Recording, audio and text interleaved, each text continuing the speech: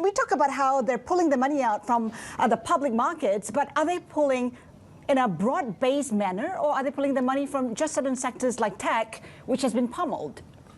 I think what we can see from the study, that's the diversifications. And in terms of private assets, it's exactly the same. So I think they are pulling out from the market to go more into the private equity, private debt, real estate, infrastructure, and well diversified. So we don't see any specific sector in terms of private assets. So when they put the money in the private markets, where exactly? Is it VC? Is it REITs? Is it? It's very diversified. We have a lot of private equity, a lot of VC, but more and more so private debt. I think what we can see in the region is that not all the markets have access to this strategy currently. We see from the study that's mainly Singapore, Hong Kong, Australia. And what we are trying to do is really to provide these strategies also to the local markets, more in emerging countries here in Asia. When you take a look at the repositioning right now, are they positioning for longer term pain? Because not too long ago, investors were saying, you know what, the Fed will ease those rate increases in 2023. But what are the high net worth individuals positioning for?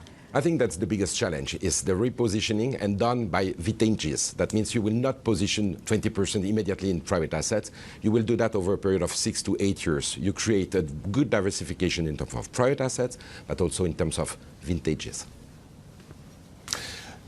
Vincent, has this sort of game changed? Is it now about preservation in these rather turbulent times than anything else? Yeah, I think what we can see from the study is that the biggest risk for these high networks and ultra networks in the region is definitely the inflation risk, right? So I think they are looking at more safer investments these days. We have seen a lot of cash, gold, and again, the private assets is seen as safer because less sensitive to the market. What about ESG? Does that kind of just been thrown out? There was kind of this sort of anti-ESG sort of wave that was happening across the U.S. Are you seeing any signs of that in Asia? I think ESG and our sustainability investments are seen as bona fide investments opportunities these days. The investors are looking really at the risk-return opportunity in terms of sustainability investments. The barriers that we are still seeing are more the fact that they are underperforming strategies, but I think the whole market is underperforming these days. And I think the lack of track record, so the lack of visibility, and obviously a clear framework of what is about sustainability investments. The sustainability, ESG, but also a move into sort of private assets. And, what is the motivation there particularly? Because it's people like this who can actually get into those that others cannot. I think that's improving. This is what we are trying to do also with the strategic alliances that we have in the region, is really to provide these strategies locally in Thailand, in Philippines, in Indonesia, and all where we have our partnership. So I think this is something new. This is something that we are building up within the asset allocation of our clients. And this is a real demand for diversifications. I think the traditional portfolio diversifications of fixed income and equity is not good enough. We need to go beyond that. We need to diversify it from the onshore to the offshore and also to different asset classes. However you position, the end game is to make money. It is about returns, however you look at it. So as they reposition, realistically, what kind of returns are they looking at?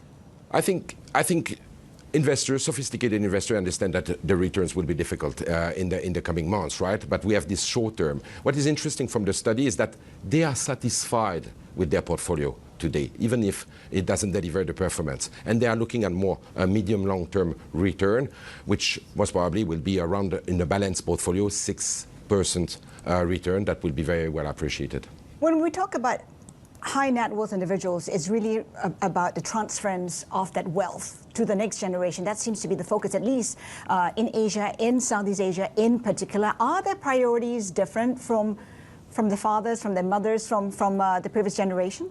Yeah, I think that will be the next decade big subject, is this wealth transfer that we will see in Asia. And I think this is very interesting to see the differences that will happen, right? And of course, we can talk about sustainability.